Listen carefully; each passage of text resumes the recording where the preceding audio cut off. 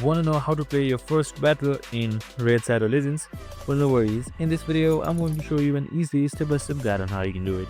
It's super simple and under a minute, so let's get straight to it. Now, first things first, if you are firstly into the game, you can just simply see once everything is done and once you have chosen your champion, you should be under this interface right here. We have also created a video on how to get through tutorials and choose a champion, so make sure to watch that. So once that is done, here you should be seeing this portal coming up, just simply like that. And then you can just summon anything right here first off. So you should see your champion coming up. Now you can just simply select battle right here on the bottom right side, as you can see, and select campaign, select next, select the chapter, and then touch to start. Now there should be a story mode and your battle should begin. And that's it, super simple and easy. I hope this video helped.